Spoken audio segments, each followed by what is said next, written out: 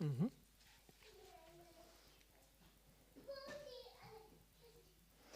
So, with the verse.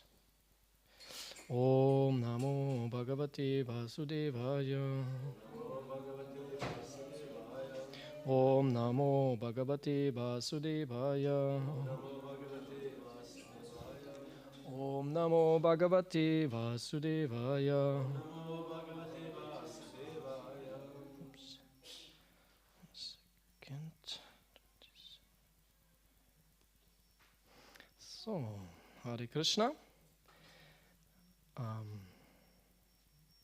Yes, so today we have, of course, our special day of celebration of a very wonderful pastime of Krishna. And in my lecture, I don't want to speak so much about the pastime itself, but more about pride, which is one of the essential, or let's say, not pride itself, but how to overcome pride or how Krishna deals with pride in a devotee. I want to speak about this in my lecture, and I chose a verse from the Bhagavatam, which is actually told at the end of the whole pastime, more or less. Yeah? So it's one of the prayers of Indra to Krishna after everything is over, so to say. Yeah? So just to know where this verse is located. So 10:27:13. Dvayeshano grihitosmi. Dvayeshano grihitosmi. Dvastastambo vrityo damaha. Dvastastambo vrityo damaha. Ishvaram gurum atmanam. Ishvaram gurum atmanam. Tvamaham sharanam gataha. Tvamaham sharanam gataha. Dvayeshano grihitosmi. Dvastastambo vrityo damaha.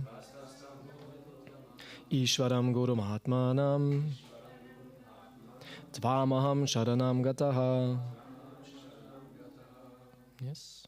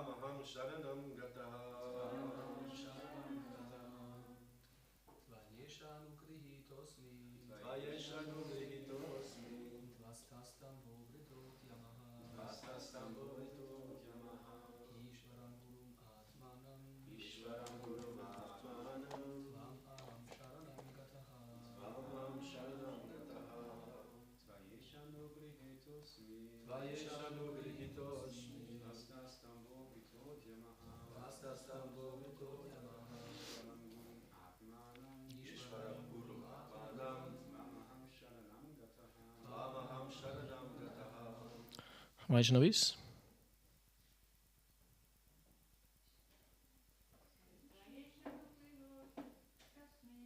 Vaishano grihitosmi.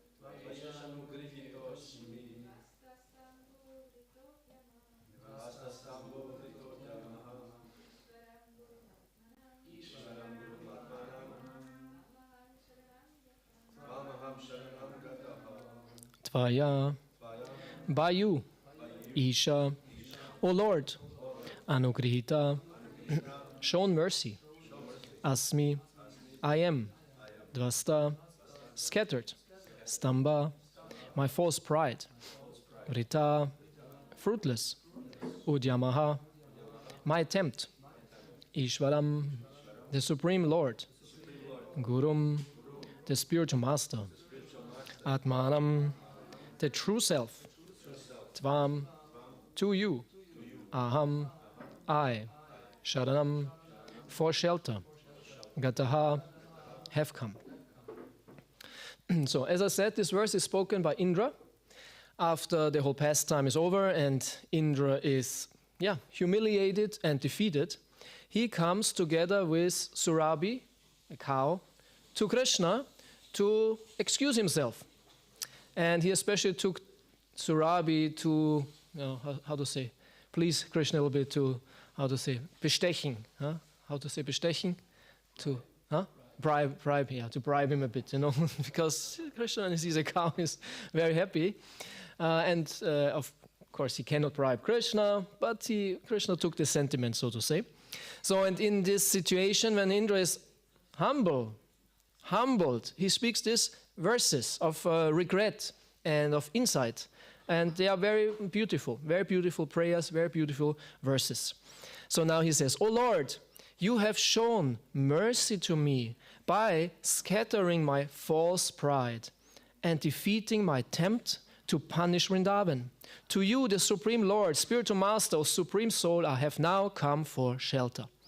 Tvam aham sharanam gataha. Sharanam, to take shelter. Gataha, to come. I have come to take shelter of you.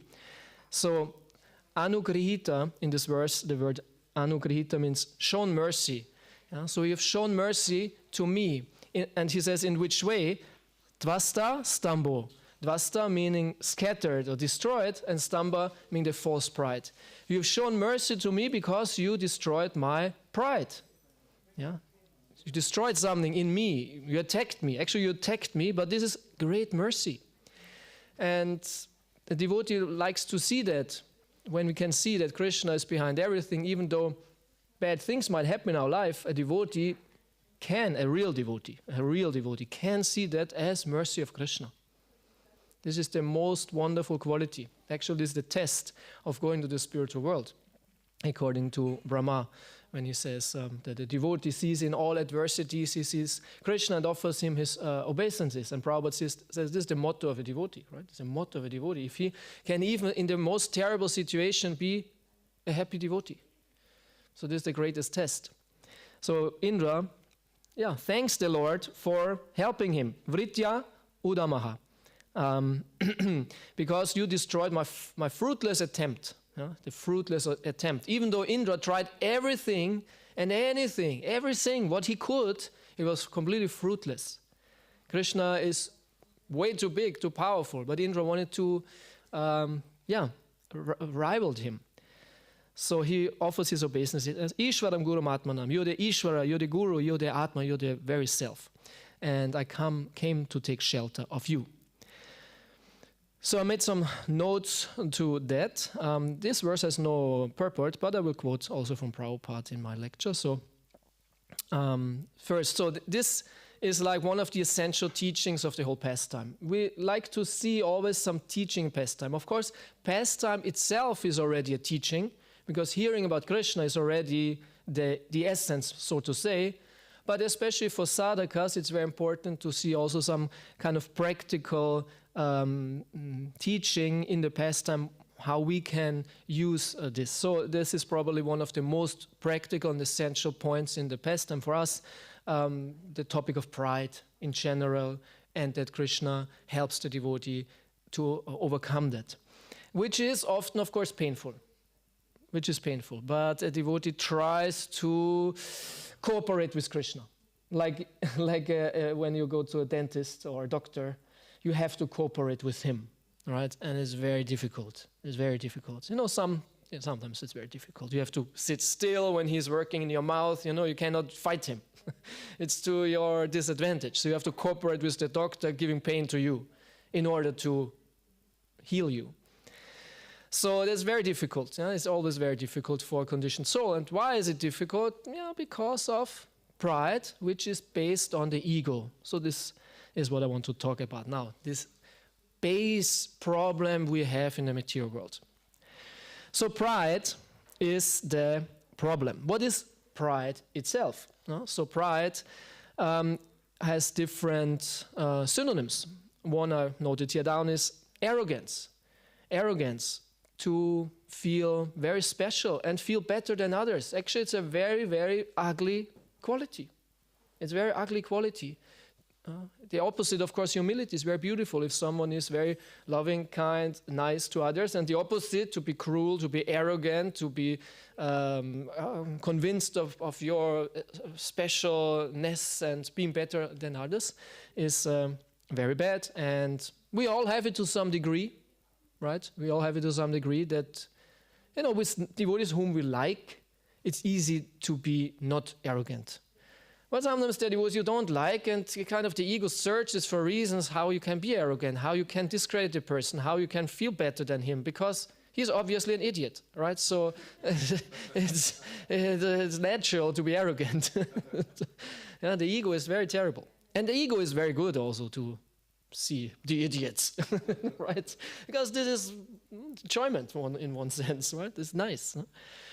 So another quality of this pride is self-centeredness. The pride makes us very self-centered. All eyes on me, right? There was one rapper who had an album, All Eyes on Me. Huh? Yeah, this is the ego, right? Look at me, all eyes on me. And of course, in my greatness, right? Not when I'm down and then I want to sink onto the floor and nobody should see me, but in my greatness, of course, all eyes on me. Everyone should see me. I'm like the superstar in my own movie, right? I'm the superstar. I have the main role will go to me. The Oscar goes to me, right? Oh, thank you very much. Yes, of course, those people help me, but actually I am a real good guy and I deserve that. All eyes on me. And so we walk around through the world like an actor, right? All cameras on him. I'm the main act, the main act. And it's not just that, it's also this self-awareness that we think like this. Everyone is actually watching me. In reality, nobody cares. In reality, actually, nobody cares. And why does nobody care? Not necessarily because you are not such a good actor, but everyone else thinks also like that. Right? Everyone else thinks also, all eyes on me, everyone looks at me. So everyone is, in this self-centeredness, but actually the others don't care because everyone else thinks like this, so they're all centered on themselves. So it's in one sense useless to be self-centered because it doesn't work. Yeah. And in German you have the word for pride, which is actually, because pride in German is Stolz, which has more meanings, I will speak about that, but the other meaning of pride is in German is Hochmut. Hochmut. And there's already the word hoch, which means high. So you feel high. Mut means like courage. Yeah. So you feel yourself very high and very special and very good. And of course, when you hear the word Hochmut, and any devotee who is conversant with the German language immediately remembers one saying, which is Hochmut. Hochmut kommt vor dem Fall. And in English, it's pride pride comes before a fall. And actually, this is a statement from, where is it coming from? Who knows? Everyone knows the statement in German, but where is it coming from? Yeah, it's from the Bible. It's from the Bible. And in English here, the original statement is, pride goeth before destruction, and an haughty spirit before a fall. Very beautiful, actually. Huh? Pride goeth before destruction, and an haughty spirit before a fall. A haughty spirit. So there is some subtle contamination which actually brings us to fall, right? And as I said, Hochmut comes vor dem Fall. That means already, because you're high up there, hoch, man, you can fall also very far. It's very deep down there. And the higher you go, the higher the distance you fall, the more intense the destruction is. Recently I saw a video, and I forgot the exact, but he said there's a certain meter amount which is, when you fall from that, it's deadly. From there's like 0 chance of surviving. Certain meter. No, maybe if you fall from 1 meter, 2 meters, 3 kind of okay-ish, 4 gets a little bit critical, 5, 6, 10. So there was a certain meter where it said you cannot survive that because you get too fast, you fall too fast, and the smash is way too big. I saw this video in connection with an interesting story, which is, of course, completely sidetracked, but there was a lady, actually a stewardess, who survived a plane crash. From Serbia, exactly. Yeah, this lady from Serbia survived a plane crash. which is like a complete miracle. It was an interesting story how that worked out. Yeah. Anyway, so things happen, wonders happen. So anyway, Hochmut. Yeah, when you feel very high, very special, very much above everything, and then if you fall, the destruction, the pain is very big.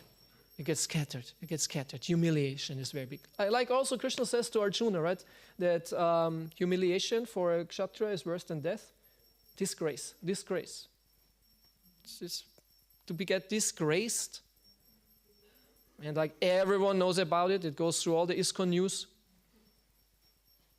Like, you know, all the ISKCON news, all the ISKCON world talks about you in a negative way.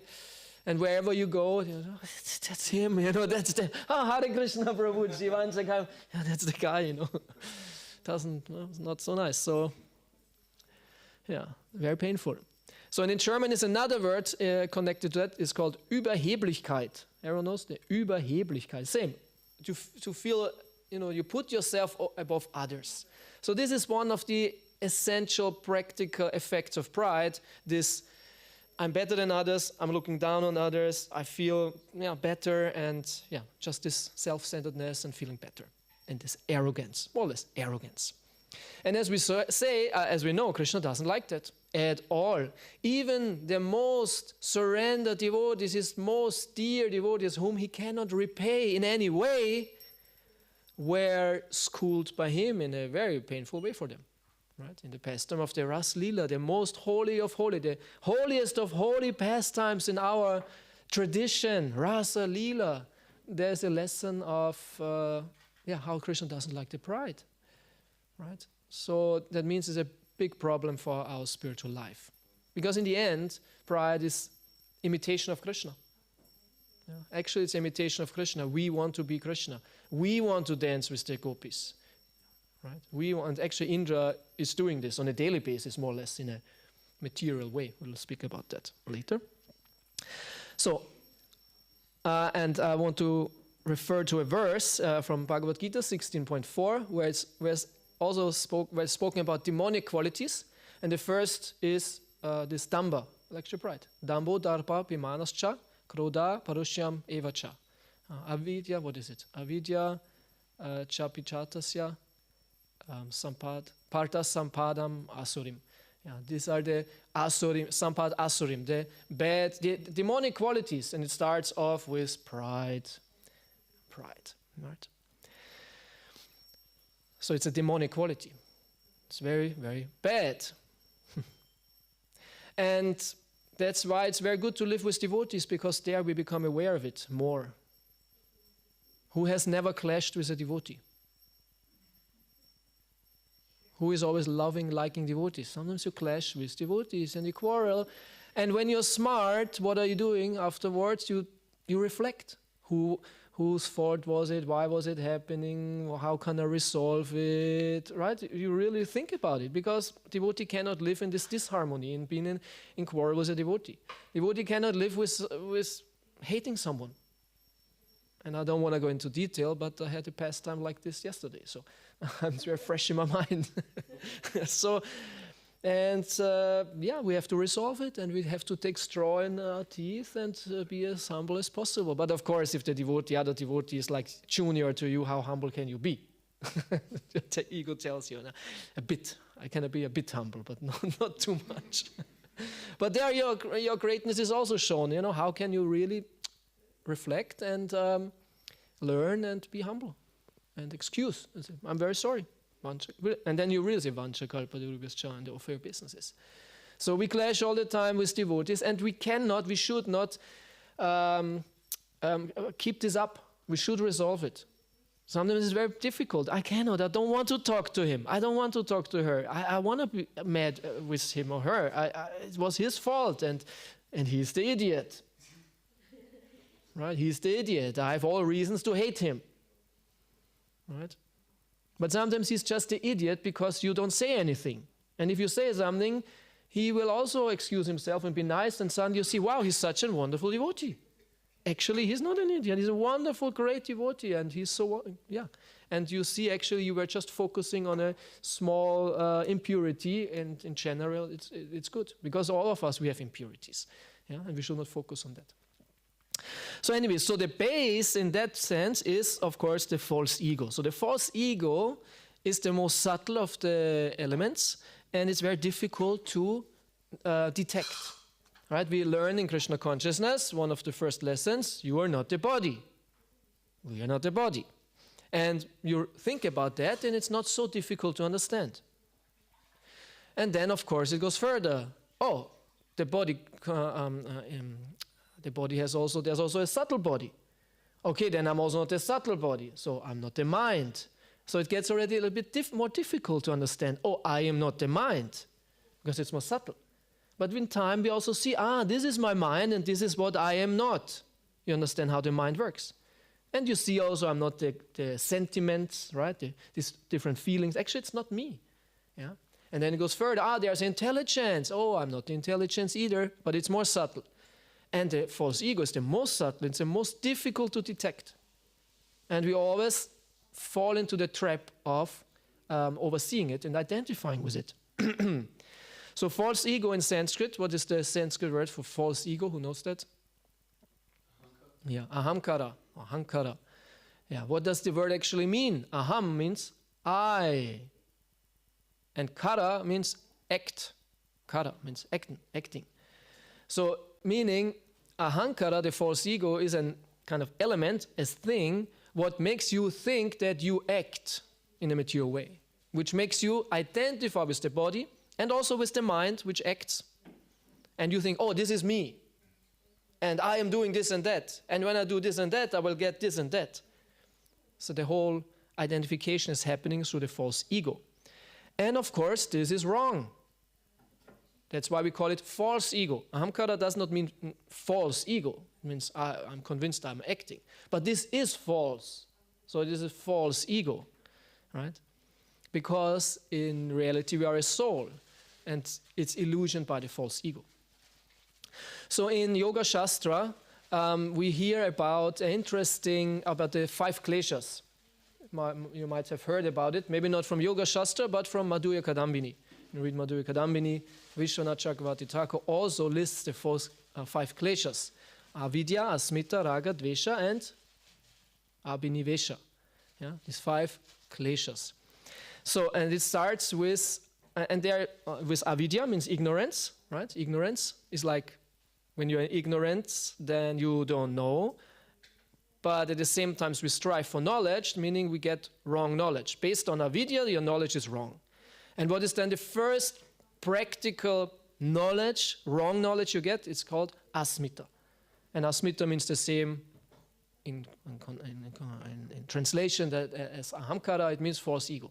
Asmita. So it's the first. Based on avidya, on the original ignorance, we identify with the wrong thing. We develop a false ego, complete false ego. Yeah. So I just looked this up, the word asmita, where it's actually coming from. The etymology of asmita, you have the word asma, asmat actually, which is the pronoun root meaning of I or self. And then you have the ta, asmita, which is an abstract noun, suffix. Suffix means like a syllable which you put in the end. And it turns a state or quality into a noun. Yeah? And in German or in English you have the ness. If you put greatness, like this suffix, ness. So it makes it into a noun, makes a more, yeah. So in the same way, asmita means like I-ness, the I-ness. Yeah? So to say. And in Yoga Shastra, there's a verse where Patanjali defines that. He says, Drik darshana shaktyor ekatmata iva asmita. He defines asmita. Asmita is the identification of the power of the seer with the power of seeing. Yeah. So, and exactly that, that means ahamkara. I'm identifying with the activity itself. Yeah. And of course, ahamkara, the ego for us, of course, based also on the body, but mainly based on our subtle body, the identification with the subtle body. We identify, in one sense, I would say, more with our mind and feelings and the psychological effects of our existence than with our physical or bodily, so to say. Of course, it's very intertwined, but still, the main problem, as we know as devotees, comes from the mind, an identification with the mind. So I now come to an interesting, controversial point, because pride can be also good. Now explain how it's bad. Pride is bad, it's demonic, we should not be proud and all that. But it can be also good. There's a positive aspect to it too. And this is where I would differentiate between that what I said about, differentiate between this Hochmut, self-centeredness, arrogance, and the other one would be the kind of positive pride. In English it's called self-esteem. Self-esteem. In German you say Selbstwertgefühl, right? Which is actually good, which is actually important. But if it's, again, based on the false ego, on something material, then it makes it bad. So it must be based on something spiritual, and it's not necessarily based on something spiritual. Actually, it is spiritual. Because self-esteem, if there's real self-esteem, it will be an realization of your existence. And because you understand who you are as a soul, you are happy to exist. Right? Your I-ness, so to say, based on Krishna consciousness, makes you feel good. Because it's spiritual, it's connected with Krishna. And this makes you also humble. Because in the end, what is our self-identification? It's I'm a servant of Krishna. So there is no ego. There is an ego. There's not no ego. There's not no ego in the spiritual life. There is an ego in spiritual life. And there must be. If not, we are Mayavadis actually. Yeah? So and the devotee can be proud in that sense, that he is a devotee. Which means I'm proud of Krishna. And I have a wonderful quote here from Srila Prabhupada. Everywhere, Prabhupada speaks about himself now, everywhere people express this astonishment at the sincerity of the devotees. He says, because he goes everywhere and he hears how people are astonished about his devotees. And as Prabhupada says, they wonder if they were Christians before. The Christian priest asked him, are these Christians? How is this possible? No? Because they never go to church, and the youth at that time was like useless for their religion, so to say, the hippies, and suddenly they become so saintly. So they were astonished, they told Prabhupada. So Prabhupada says that everywhere people express this astonishment at the sincerity of the devotees. And we take great pride in the transcendental behavior of our students. So, as we hear about pride, bad, and then this word, it like shocks us. Huh? Shocks, pride, how can Prabhupada say pride? Now, he is proud. Contradictory. Yeah? So it's very good. It's good that we get challenged, right? And another statement from the first canto. Maharaj Parikshit felt proud, therefore, that he happened to be the descendant of such great devotees. Such pride for the devotees of the Lord is certainly not equal to the puffed up sense of vanity for material prosperity. So Prabhupada makes it very clear. There are two kinds of pride. So the one is based on the material. Prabhupada calls it here puffed up sense of vanity for material prosperity. This is wrong. This is bad. And in this connection, I remember this verse 244, Bhogaishvarya prasaktanam taya parita chetasam vyavyasa yatmika buddhir samadho navidyate. Very important verse, where it said samadhi cannot happen for someone who is attached to bhoga and aishvarya. Bhoga, sense enjoyment, and aishvarya, richness, money, wealth. This is very problematic for spiritual life. Yeah, because if you have lots of enjoyment, in a situation of great enjoyment, as Chaitanya Mahaprabhu did not want to meet the king. And every one of us would like run like crazy if the king would invite us. It's a great chance maybe for preaching if like I don't want to be invited by Merz, but if he would, I wouldn't probably say no. I would see it as Krishna's arrangement. We can tell him something, right? Please, dear Ananda Krishna, I saw a video of yours. It was very interesting. Would you like to come to the Kanzleramt? Probably not, because the next government is the AfD and they wouldn't like me then. So, yeah, we would run, they would use this, and Prabhupada used it also. But Chaitanya Mahaprabhu had a different standard. And when the king invited him and wanted to see him and wanted to surrender to him, he said, no, because you are a sense enjoyer. You're king. You are surrounded by ministers and enjoyment and riches and ladies and beauty and all that. And I'm a sannyasi. I have nothing to do with that. Nothing to do with that. Because when you are enjoying, you get very proud. And so this was that. So Bhoga Aishwarya Prasaktanam, this verse. And when we get proud through Bhoga and money. And then I found an interesting quote also in this regard from a very famous German. Probably nobody of us knows the German, but everyone knows his name. And his name is Knigge. Everyone knows Knigge? Right? Knigge, he wrote a book. It was called in English, On the Behavior of the People, something like this. It is the Knigge. And everyone knows the name Knigge with the book. Because it's an old book which explains the behavior rules of a gentleman, so to say. So the Knigge. This was a person actually, I didn't know. That's why it's called Knigge. And he actually was Illuminati. Also interesting. Anyway, and so he wrote in his book, I would like pride to be regarded as a noble quality of the soul, as a consciousness of true inner nobility and dignity, as a feeling of inability to act basely. Basely means in German niederträchtig, like to act very bad. He would see pride as actually a spiritual quality, which makes you good, which wants to make you act in a good way, because you are a human. For us, because we are devotees, and we have a high standard, right? And we keep this standard. So we are proud of being humble. So of course, but the spiritual pride in being humble in that sense, right? So we should go and think in this direction, not mix it together, as Prabhupada also makes this distinction.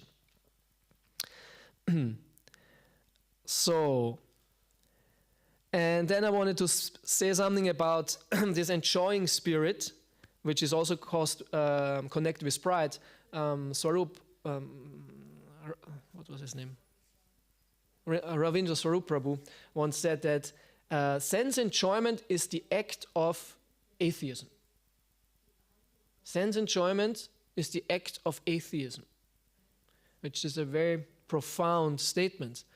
Because it's true, when you are not a devotee, when you're not surrendered to Krishna, or as you are not surrendered to Krishna, you act for your sense enjoyment, actually for your ego, and this is an act of atheism, of ignoring Krishna, of not being engaged in his service, right?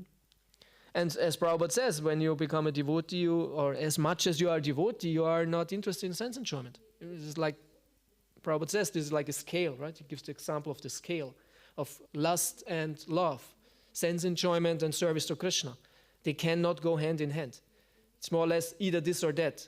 And as we are still sadhakas, which means we are still in false ego, we are still into sense enjoyment, which means we are not into serving Krishna, we are often in this atheistic situation.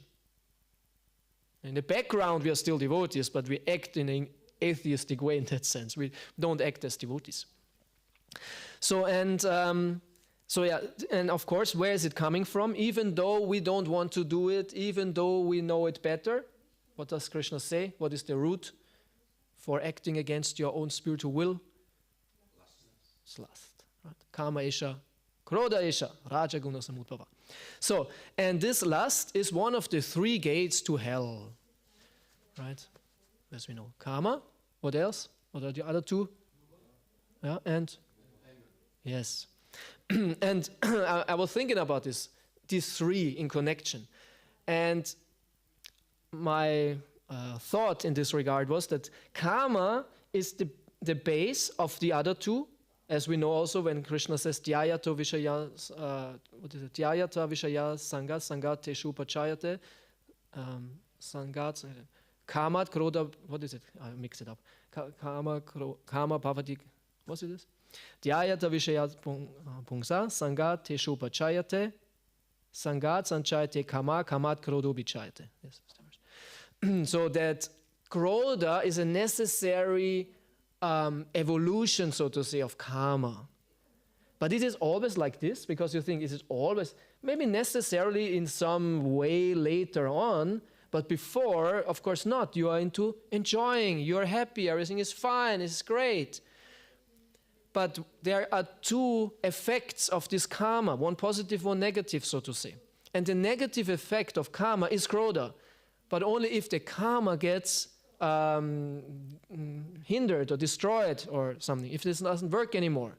Yeah, if you want to enjoy, but you don't get what you want, you become angry. We become angry.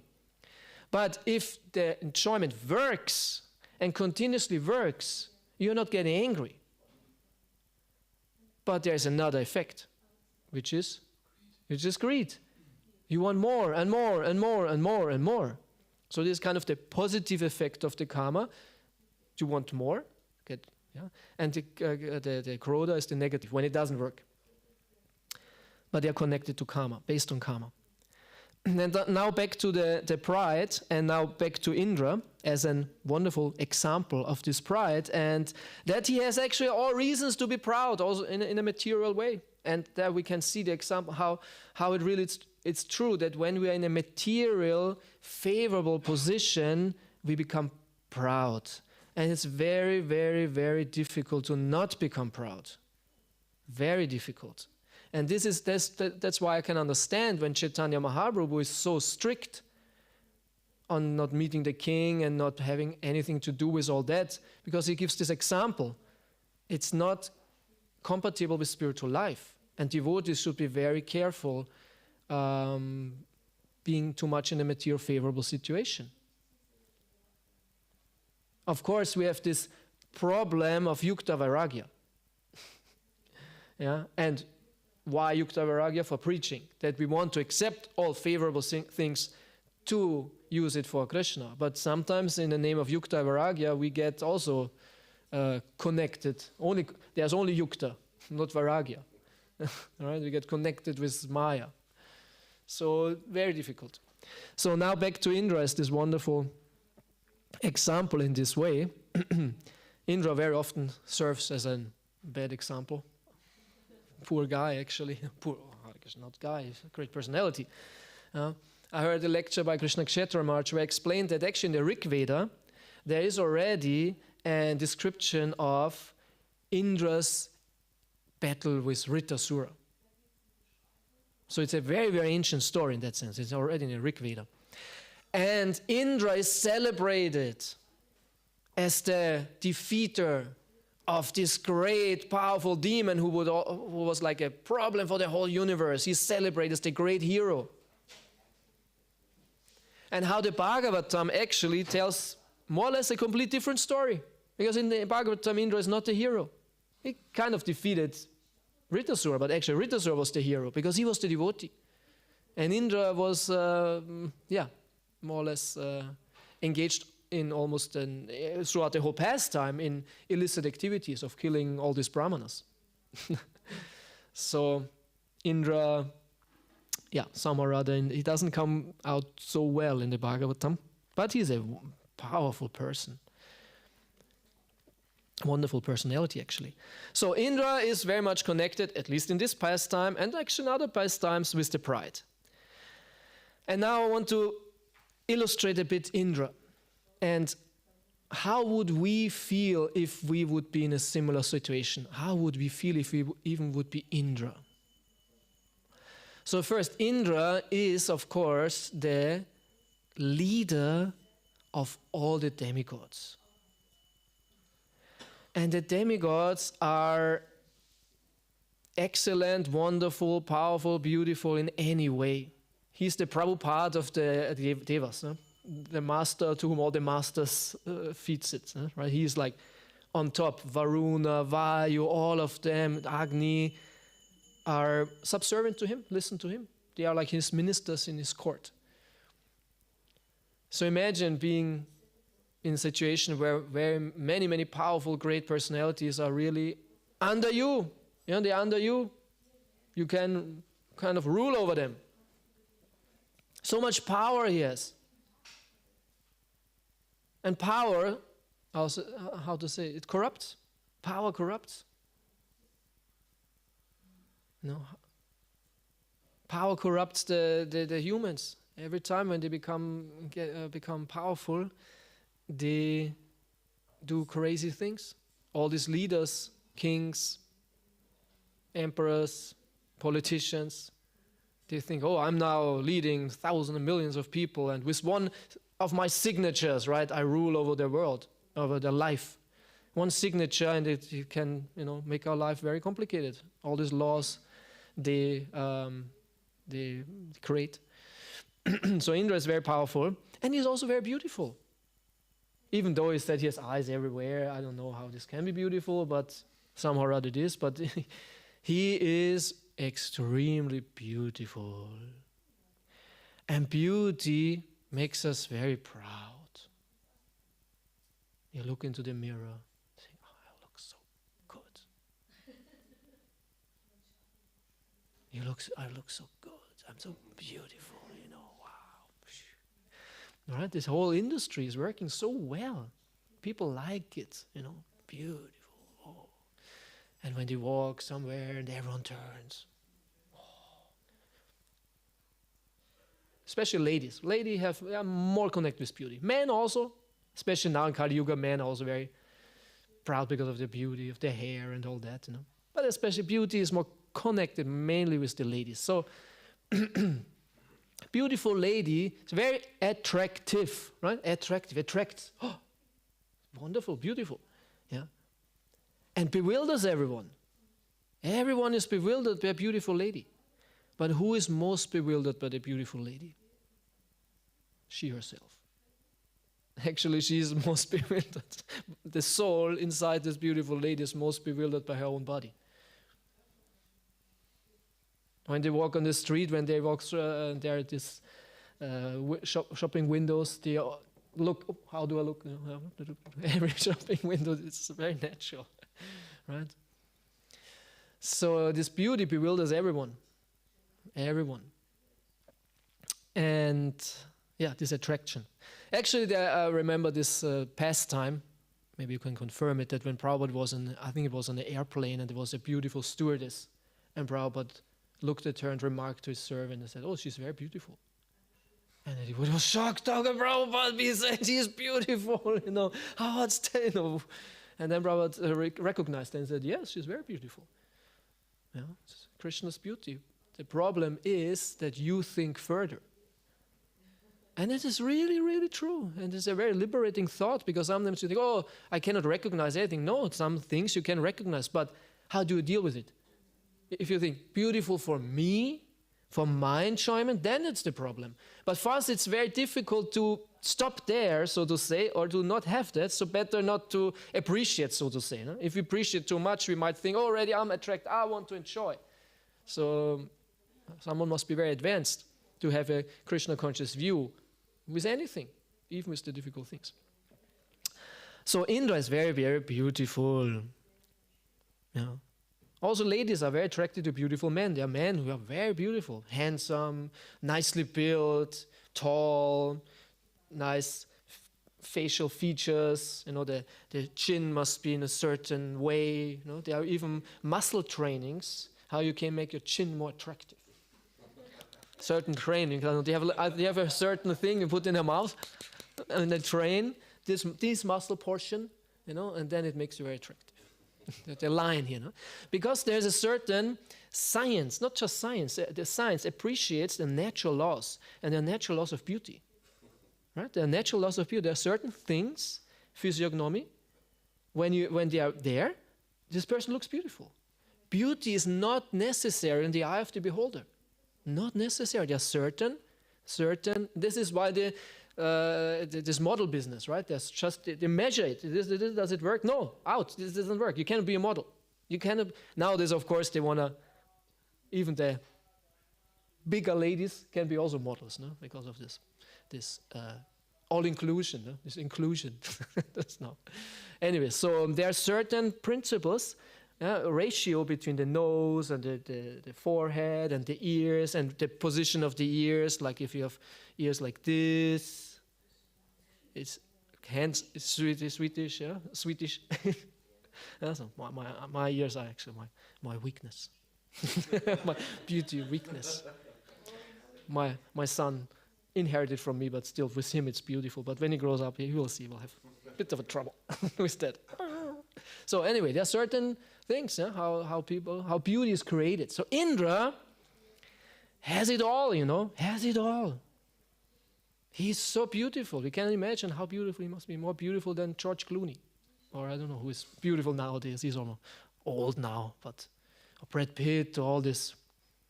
In the 90s, these teeny bands were so big, Backstreet Boys and all the ladies, or the Beatles, right? Like this, So the girls are also into this beautiful man. So Indra, if he would come into this room, he's like, wow. The man would think, my God, he's so powerful. Very humble. The ladies would think, wow, he's so beautiful. He is the man. And he sits in the Svarga Loka on this big throne and enjoys himself. I would too, probably, for sure. Yes, I am the man. Wow, this feels great. All eyes on me. And he's allowed to have it. Like in Svarga, it's completely okay to be on this mega ego trip. You earned it. Your karma, you earned it. You can be like that. It's okay. It's an enjoyment. It's okay. In the world of humans, it's not okay. We make fools out of ourselves when we do all that. And I remember this past time when Abhimanyu died.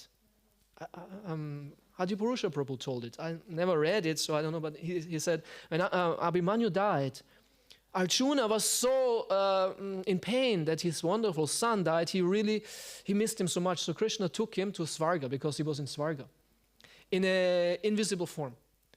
And they entered the room, and Arjuna saw him in his like Gandharva form or whatever, demigod form.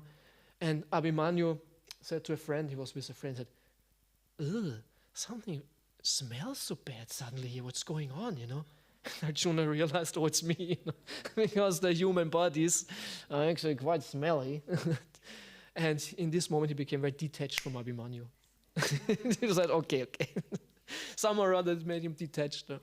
I heard the story. Yeah. But it's true, we smell really, really bad. That's why we have to shower 3 times a day. Brahmana showers 3 times a day. That's all these perfumes, the perfume industry and all that, right? Because we smell bad. Devas don't have this problem. They don't smell bad. They don't smell bad, never. They smell actually good.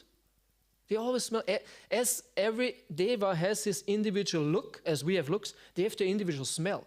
You reckon, he is here, he's here. There's the smell, you recognize it by smell. Like now we have individual bodies, individual voices, right?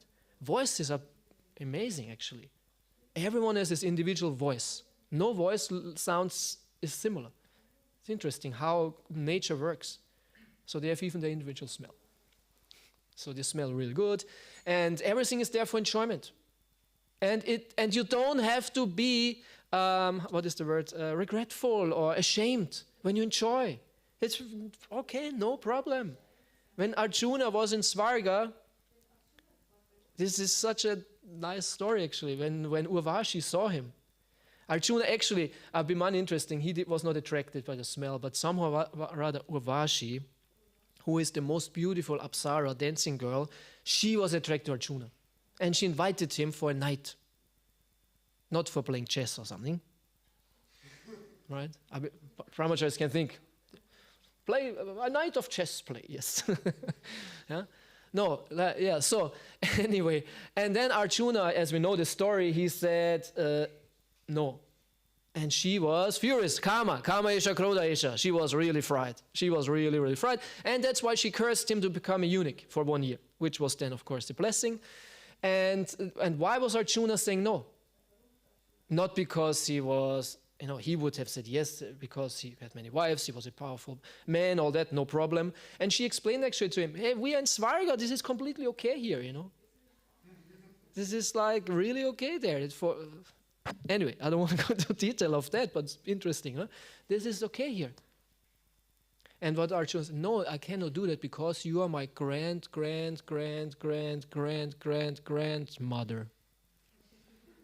Yeah, and when you look the family tree of the Bhagavatam, you know why.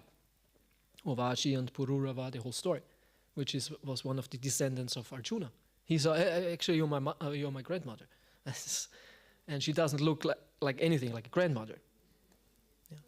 Urvashi is created by Narayan Rishi. She is the perfect Apsara. She's the most beautiful Apsara in Indra's courtyard. And that lets me come to this point of the Apsaras. Because, one second, that I did not forget anything I mentioned. Yeah. Yeah, okay. So, Indra has these Apsaras. And what are Apsaras? Apsaras are always called dancing girls. Dancing girls. And they are very beautiful. And most beautiful when they dance. It's very interesting. The connection of the beauty and the music and then the dancing, the rhythmic movement of the body, extremely attractive. Right? So Indra is entertained by these Apsaras. Sits on a throne, they come in and they dance all for him. It's like a private concert by these megastars. Sometimes these megastars nowadays, I don't know, Tina Turner or she's dead, yes. She and she was old. She was the most beloved singer of my grandfather. Tina Turner, 80s. She was. Anyway, there are nowadays new dancing girls. Anyway, I don't want to mention any names, but some mega stars. And when they play a concert, like they fill whole stadiums, and they are on the stage, and sometimes other people dance with them, and everyone watches this performance, and they like this, and they fill whole stadiums. And thousands of people come, and sometimes they are super rich people, sometimes from Arab countries or Indian countries. They actually invite them for a private concert. They pay them a huge amount, they make a private, just for them and their friends. That means powerful. No? If you're so rich that you can invite like mega stars to, sing for me. Come sing for me. Just for me, Not for millions of people, just for me. That means money. So Indra has this wonderful performance all the time, and it's all for him, and he can enjoy all that. And of course, he's proud. I am so wonderful, great, and this is beautiful, and all this enjoyment is there. So, of course, his ego is really, really big. It's a huge ego. And everyone is always bowing down to him, and, And now, and another thing, what are the devas also enjoying besides the Apsaras? Soma. It's called Soma. And it's also legal. There's no Bavarian police who searches your house. Where is it? Where have you hidden it? All of us who have some little criminal past know this problem. When you drank or smoked too much with your friends and you hear a siren outside, my God, they're coming for us. You get all paranoid. Oh, they are listening to my phone. Get all paranoid. Yeah. So there, it's completely legal to be intoxicated. And this Soma is the best drug. It doesn't have any side effects. You cannot become addicted. You cannot become a junkie, Soma junkie on the streets, It doesn't happen. It tastes good. It makes you nicely intoxicated. You feel super nice. It's perfect drug. That would be a business, huh? You should. Normally drugs don't taste good, isn't it? Alcohol, when you mix it, this and that. From the past. Sometimes there are some cocktails, maybe they taste, they're sweet, but like pure alcohol, like a vodka or a whiskey, it doesn't really taste good. Huh? Does it? She shakes her head. Okay, she likes it. It tastes good. No, it doesn't. Drugs don't taste good. No. But this drug, it tastes really good. Wow! It makes you happy and all that. So he has all that, and it's all legal. There's not even karma for it. Why are we not taking drugs? Why are you not taking? Because there's karma. Imagine Krishna says, you get 1 day, no karma. What would you do? Really, Krishna? Yeah, no problem. You're not mad at me? No, do what you like. It's your birthday. What would you do? You would say, okay, nice, no karma. Huh? So in the Indra, they have no karma and they can enjoy, and this is why people want to go there. Oh, it's so nice, I want to go there. So Indra is this man of all, and then this little boy, like, who is that guy? Challenges all of that. He challenges all of that. And everyone gets to know about it. In the whole Svarga they talk, how is this possible? Because everyone is bowing down over Indra and he's so powerful. They're all attracted to Indra also. It's not just that they bow down in front of him because he's Indra. They think he's cool. No, he's really cool. And Krishna challenges all of that. And that's why Indra becomes so mad. How dare he? If like a senior devotee challenges you, you go to a meeting of your guru and he sees you and he says, nice to see you, but why do you have a beard?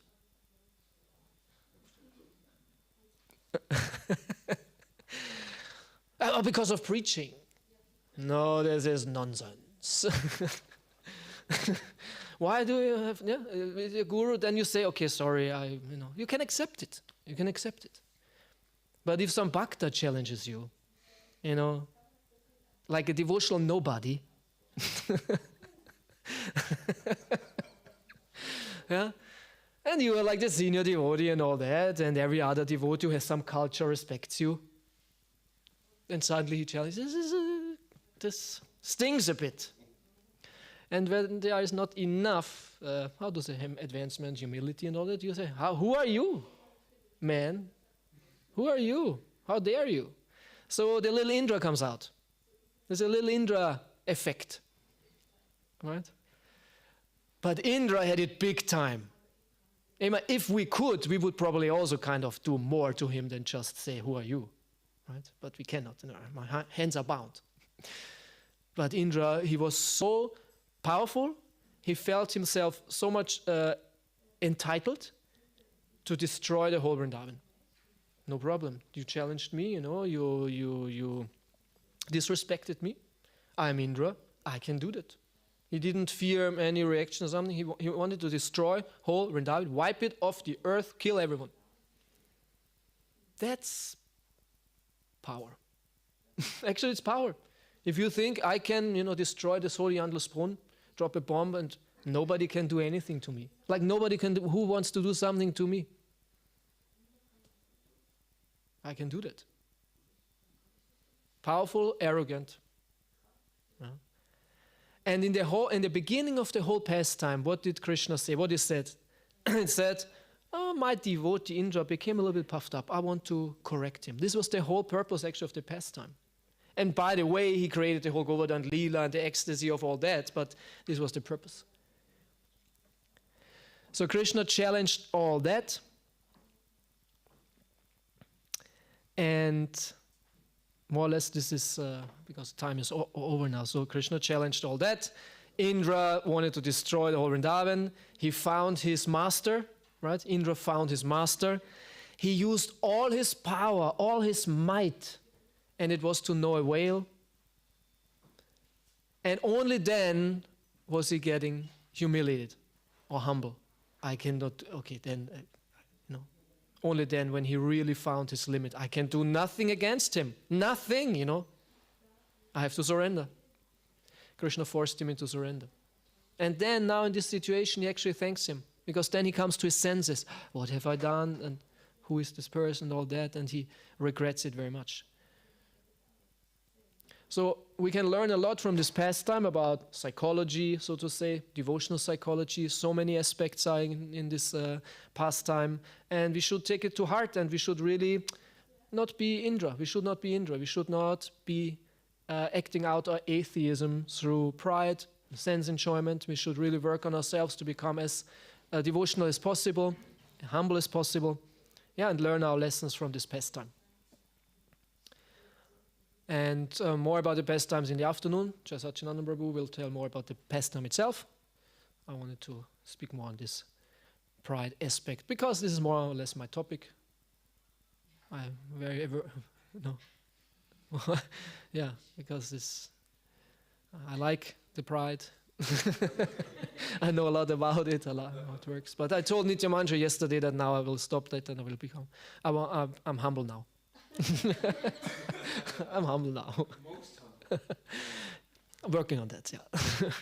Okay, anyway, thank you so much for your kind attention. Any questions or any comments? Yes, Kripa Sindhu Prabhu.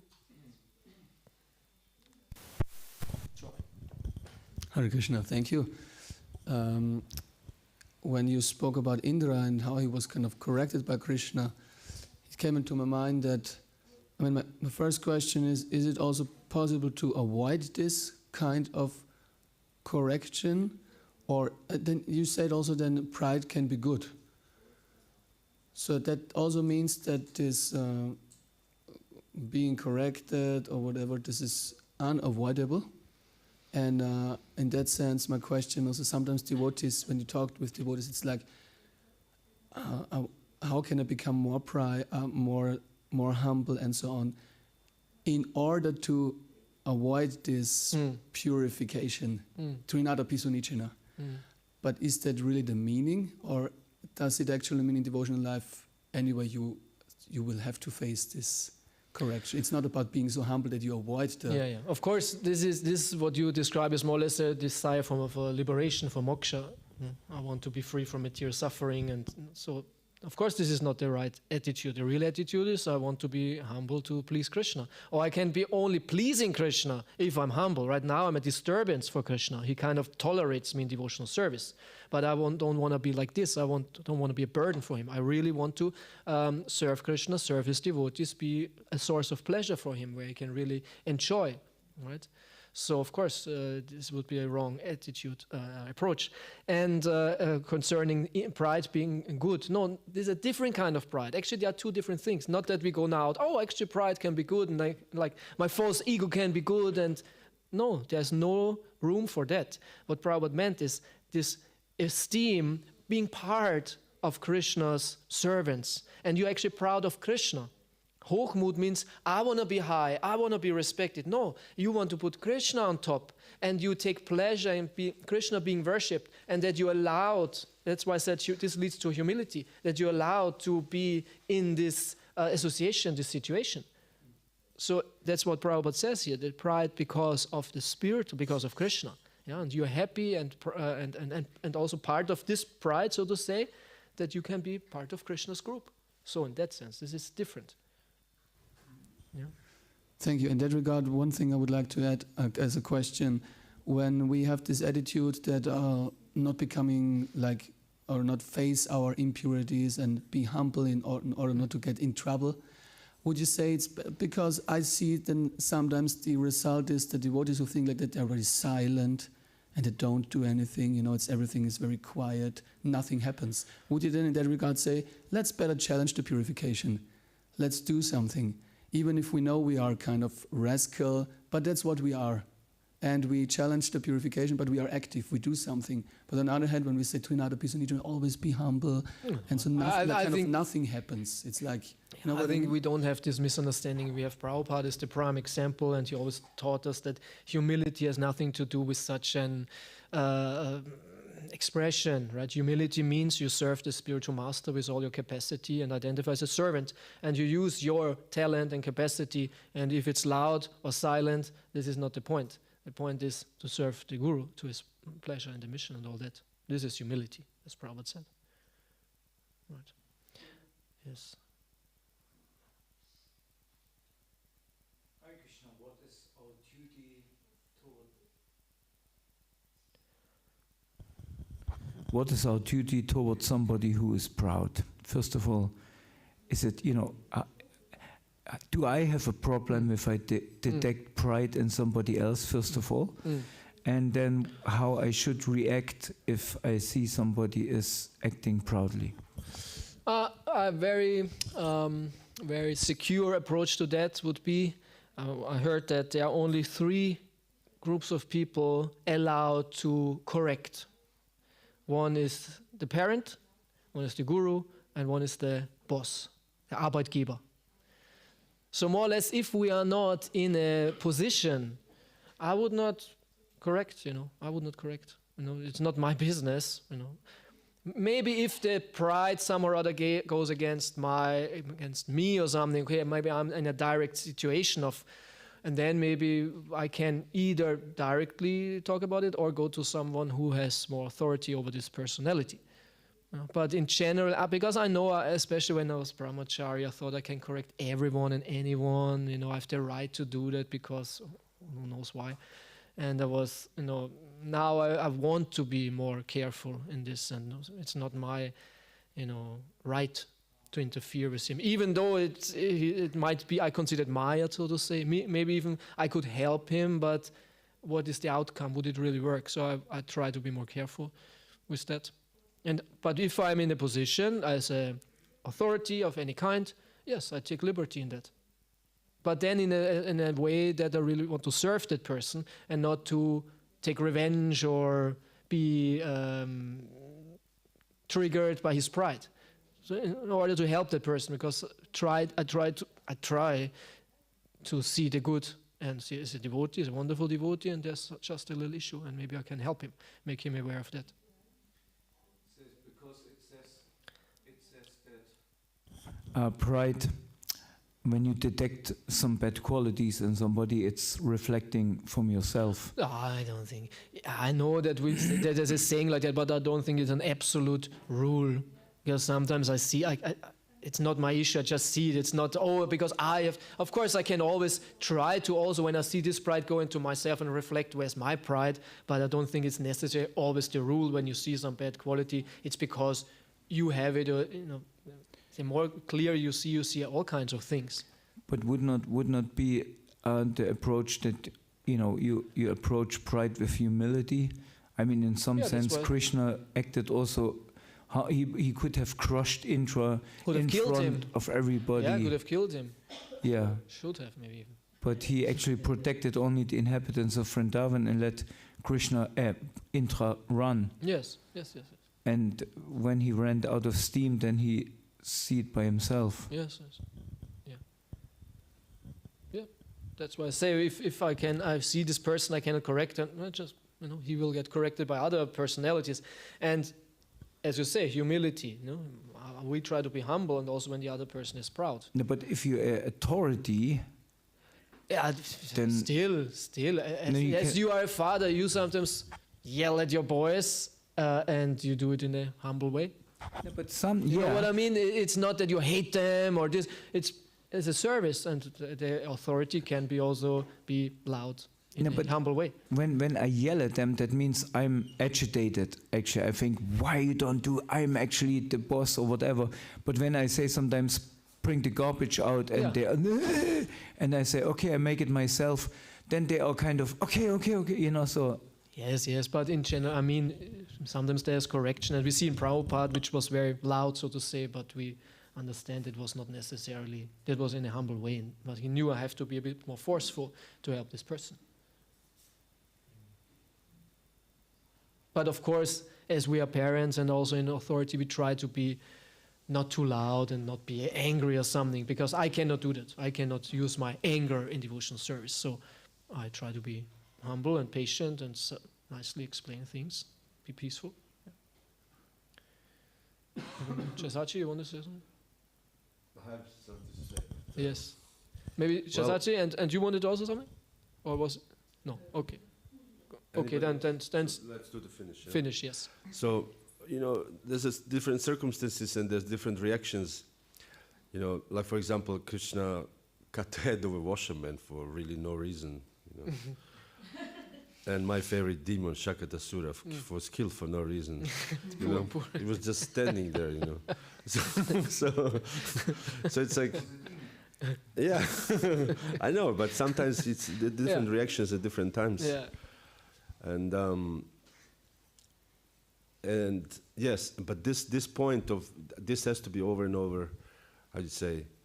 Emphasize. If you're not an authority, you just have to tolerate. Basically, you just have to tolerate. How many times? Because we travel a lot, and I'm in a temple, and I'm not. This is not my temple. I'm not a authority of any kind. I just have to tolerate. Somebody tells me what to do, or don't do this, or do this. So, I don't say Trinada Pisunichana, but I just tolerate because it's not my business. It's not my service. So it's good to recognize our position really. When Adipurusha was here, Prabhu, teaching nectar of Ishopanishad or something, I remember he said 7 days before he started this, he said 7 days, give a vow to not criticize anybody, except Jaya Sachinandana, because I was, authority. So as an authority, your duty is to actually criticize. Because by correcting people, this is a criticism already. So just to recognize your position, and sometimes you have to use Prabhupada also used sometimes, he told this devotee, Mahamsa, I think he was making prasadam for the public program in Hyderabad. He said this food was not even fit to eat, for pigs to eat. I mean, imagine prasadam. You say, oh, but prasadam. Prabhupada said this is not fit for the pigs. So and sometimes Prabhupada would completely tolerate. So it's like everything else in Krishna consciousness. Yeah, thank you so much for the comment. Good. So let's celebrate this wonderful, beautiful day.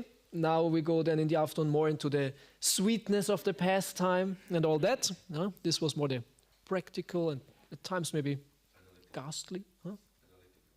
Hopefully analytical. Thanks. That's a very nice compliment. And thank you so much. Hare Krishna, Srila Prabhupada ki jai. Ananda Krishna Prabhu ki jai.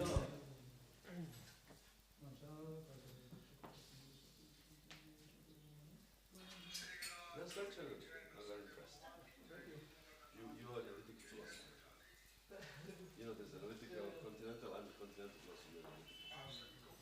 Analytics are more into language, logic, psychology.